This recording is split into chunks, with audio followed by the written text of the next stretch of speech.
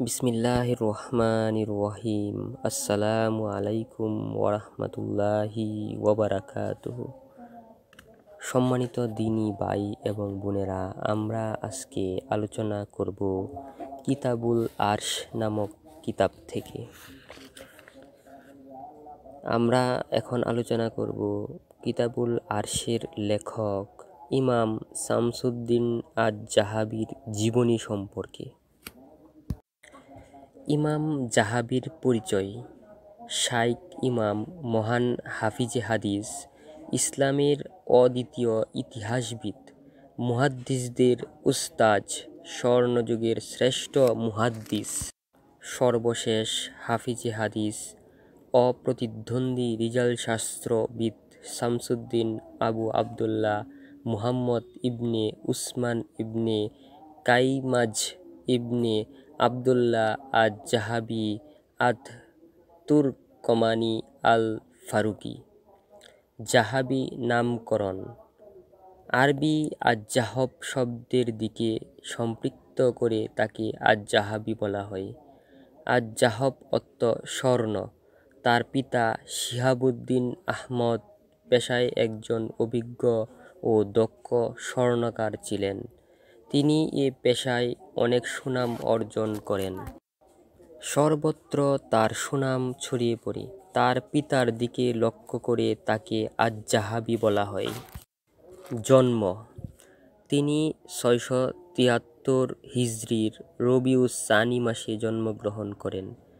ইবনে হাজার আসকালানি বলেন, তিনি রবিউস সানি মাসের 3য় দিন জন্মগ্রহণ করেন। তার জন্মস্থান দেশ দামেস্ক। পরিবার: ইমাম আজ-জাহাবি সচ্ছল, শিক্ষিত ও দিনদার পরিবারে বেড়ে ওঠেন। এ কারণে অল্প বয়স থেকে তিনি জ্ঞানার্জনের সুযোগ পান। তার পিতা শিহাবুদ্দিন আহমদ ইবনে উসমান একজন আলিম ছিলেন। তিনি সহিহ বুখারী পড়েন মিকদাদ আল-কাইসি থেকে। ইমাম আজ-জাহাবি যাদের থেকে জ্ঞানার্জন করেন তাদের অন্যতম ছিলেন তার ফুফু সিত্তুল আহল বিনতে উসমান ইবনে কাইমাজ। তার ফুফু অনেক মুহাদ্দিস থেকে হাদিস বর্ণনার অনুমতি পান। তন্মধ্যে রয়েছেন ইমাম আবিল উইসর, জামালউদ্দিন ইবনে মালিক, জুহাইর ইবনে উমার আজ-জারই। এছাড়া তিনি উমার ইবনে কাওয়াস প্রমুখ থেকে হাদিসের দার্স গ্রহণ করেন। ইমাম আজ-জাহাবি শিক্ষিত পরিবারে বেড়ে উঠলেও তার পিতার পরিবার তেমন শিক্ষিত ছিল না। ইমাম আজ-জাহাবির দাদা উসমান ইবনে কাইমাজ সম্পর্কে তিনি বলেন, তিনি একজন অশিক্ষিত লোক ছিলেন। তার দাদা পেশায় কাঠমিস্ত্রি ছিলেন। ইমাম আজ-জাহাবির মায়ের পরিবার শিক্ষিত ছিল। তার নানা ছিলেন একজন বিচক্ষণ ব্যক্তি। তিনি তার মামা থেকেও জ্ঞানার্জন করেন। শিক্ষাজীবন: ইমাম আজ-জাহাবির তার পরিবার থেকে হাতেখড়ি। যেহেতু তার পরিবার সচ্ছল ছিল, তাই আয় রোজগারের ব্যাপারে তার কোনো চিন্তা ছিল না। সবটুকু সময় জ্ঞানার্জনের পেছনে ব্যয় করতেন। প্রথমে তিনি অল্প বয়সে গৃহশিক্ষকের নিকট কুরআন শেখেন এবং প্রাথমিক স্তরের কিতাবাদি পড়েন। তার গৃহশিক্ষকের নাম ছিল আলাউদ্দিন আলী ইবনে মুহাম্মদ হালাবি। এরপর তিনি শাইখ মাসউদ ইবনে আবদুল্লাহ আগ-জাজির সান্নিধ্য গ্রহণ করেন। তার কাছে তিনি অত্যন্ত চমৎকারভাবে কুরআন শেখেন। প্রায় 40 বার তার কাছে কুরআন খতম করেন। এটা ছিল তার জ্ঞানার্জনের প্রাথমিক স্তর। তিনি 18 বছর বয়সে পদার্পণ করলে দ্বিতীয় স্তরে বিভিন্ন শিক্ষক থেকে জ্ঞানার্জন করেন। এ স্তরে তিনি 2 শাস্ত্র নিয়ে ব্যাপক অধ্যয়ন করেন এবং পাণ্ডিত্য অর্জন করেন।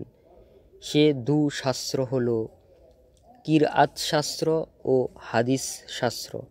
তিনি কিরআত শাস্ত্রে এতটাই পাণ্ডিত্য অর্জন করেন যে বিখ্যাত কারি শাইখ মুহাম্মদ ইবনে আব্দুল আজিজ আদ দিমআতি নিজের দার্সের মজলিস তার হাতে তুলে দেন। তবে তিনি সে দার্সের মজলিসে বেশিদিন দার্স দেননি, কেননা এরপর তিনি হাদিস শাস্ত্রে পুরোপুরি আত্মনিয়োগ করেন। তিনি হাদিস শাস্ত্রে কেমন অভিজ্ঞ ও পণ্ডিত ছিলেন তা নিয়ে আলোচনা নিষ্প্রয়োজন। হাদিস ও হাদিস শাস্ত্র সংশ্লিষ্ট সকল বিষয় তার রক্তে মাংসে মিশে একাকার হয়ে গিয়েছিল। তিনি শত শত হাদিসের গ্রন্থ শুনেন এবং সে লক্ষ্যে সফর করেন। ইমাম জালালউদ্দিন সুয়ুতি ইবনুল কাইয়িম রাহিমাহুল্লাহ 500 হাদিস অর্জন শুরু করে বলেছেন, অসংখ্য হাদিস তারা তাদের কাফির করেন। তার একমাত্র ধ্যান ধারণা ছিল হাদিস। এ শাস্ত্রে তিনি তার জীবনকে সঁপে দেন। তিনি ছিলেন অপ্রতিদ্বন্দ্বী একজন হাদিস বিশেষজ্ঞ।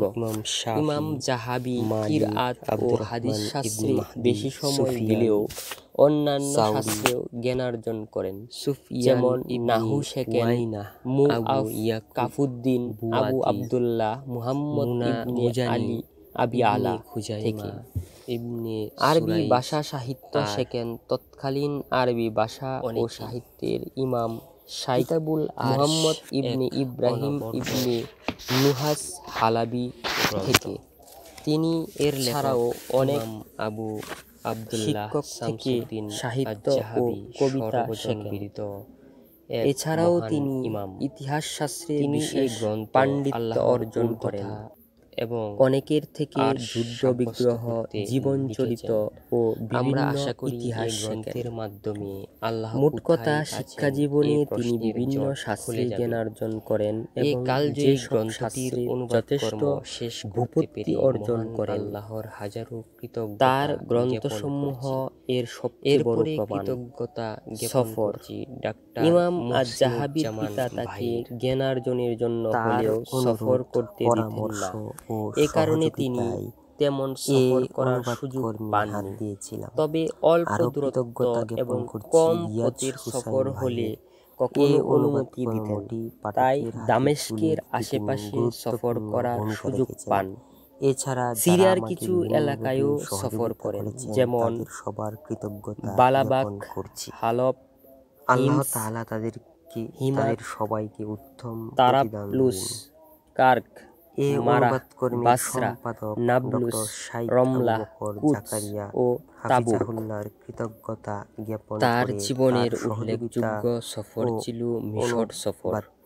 695 হিজরির জুলকাদাহ মাসে ফিলিস্তিন হয়ে এ সফর করেন। তবে তার পিতা অঙ্গীকার নেন 4 মাসের বেশি অবস্থান করতে পারবে না। এ সফর 4 মাসের হলেও তিনি এ সফরে অনেক শিক্ষক থেকে জ্ঞানার্জন করেন এবং অনেক উপকৃত হন। তার পিতা মারা যাওয়ার পর 698 হিজরিতে তিনি হজের জন্য সফর করেন। এ সফরে তিনি মক্কা, আরাফা, মিনা ও মদিনার অনেক শিক্ষকের থেকে জ্ঞানার্জন করেন। শিক্ষকগণ ইমাম সুফতি উল্লেখ করেছেন তার শিক্ষকের সংখ্যা 1300 জন।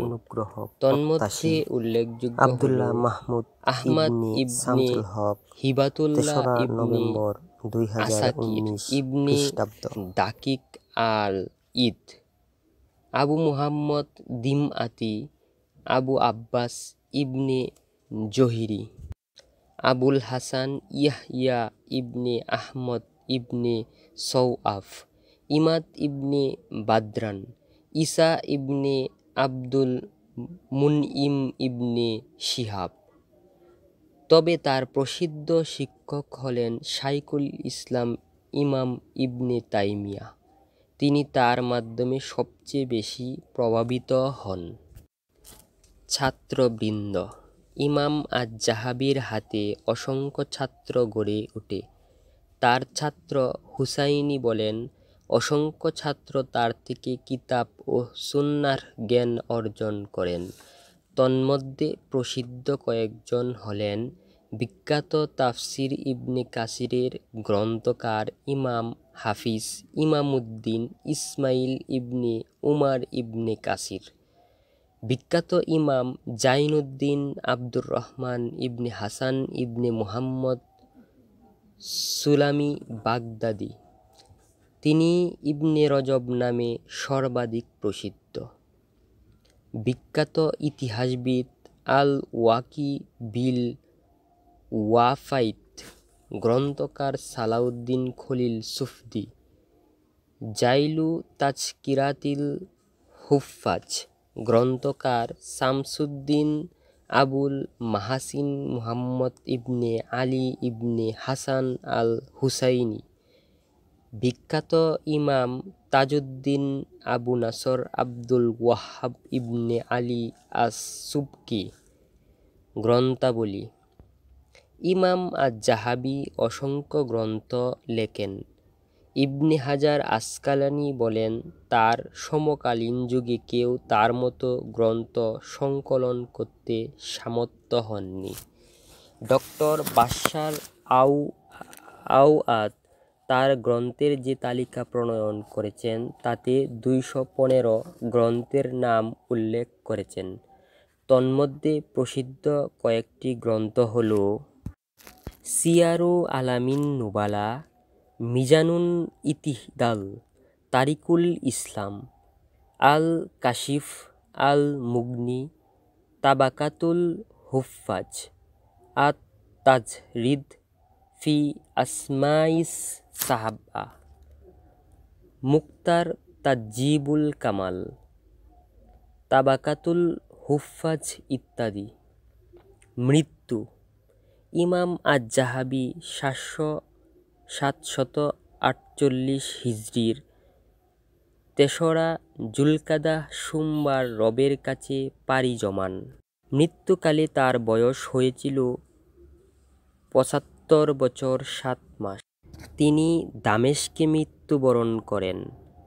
আল বাবুস সগীর কবরস্থানে তাকে দাফন করা হয়। তার জানাজায় অনেক আলিম অংশগ্রহণ করেন। মৃত্যুর 7 বছর পূর্বে তিনি তার দৃষ্টিশক্তি হারান।